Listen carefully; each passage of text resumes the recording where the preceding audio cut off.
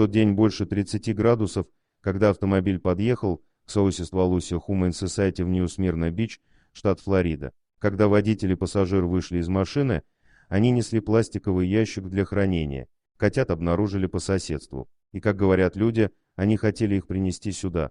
Я присмотрелся и увидел котенка, просунувшего голову через решетку контейнера, и по какой-то причине эти люди попытались его втолкнуть обратно, сказал Карен Морган, исполнительный директор South Volusia Humane Society. Наш сотрудник и я подбежали к этому ящику. Я схватил этот ящик, вернулся обратно и открыл его. Внутри было 9 черно-белых котят, и им всем было очень плохо. Как предполагает Морган, они просидели минимум час в этом контейнере, в котором не было вентиляции. Этот ящик предназначен только для морских перевозок, но не для чего-то живого. Более того, котят везли в машине черного цвета, что еще больше притягивает тепло, и ничто их не защищало от жары и солнца. И как следствие, котята были сильно перегреты. И на самом деле, как считает Морган, котята были в нескольких минутах от смерти. Представьте себе следующую картину.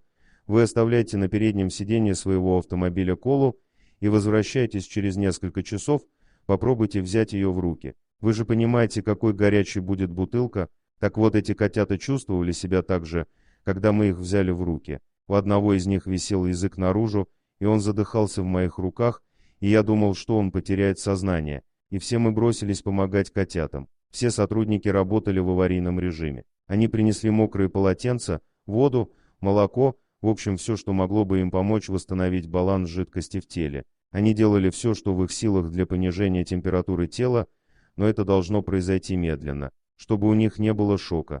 Каждого котенка обернули во влажное полотенце и тщательно контролировали. К счастью, все 9 котят остыли, и их состояние стабилизировалось. Поскольку приют был переполнен, и Морган договорился с приемной хозяйкой Ян Венгер, чтобы она забрала их этой же ночью. Когда Ян их принесла домой прошлой ночью, они были напуганы и грязные, и первое, что она хотела сделать, так это хорошенько их выкупать. Она их помыла, накормила и приготовила место для сна. Несмотря на все, то, что они пережили, котятам нравится быть окруженными людьми. Эта группа котят очень дружелюбна. И как только Венгер заходит в комнату, они тут же все вместе выбегают. Они очень любят прижиматься и ласкаться. Всем котятам дали имена. Я решил их назвать в честь Little Rock Nine, девятка из Little Rock'а, 9 чернокожих учащихся из города Little Rock, штата Арканзас, ставших известными в связи с событиями 1957 года, когда белые пытались воспрепятствовать их совместному обучению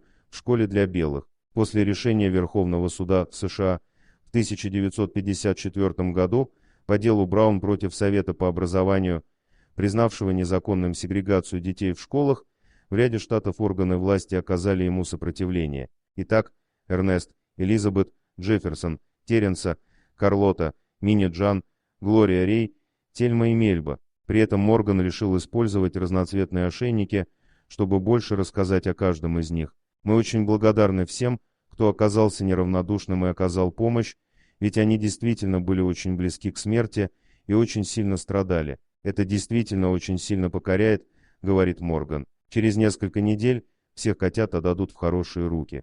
Дорогие друзья, если вам понравилось видео, поставьте лайк, а также подписывайтесь на канал, где найдете еще много интересного.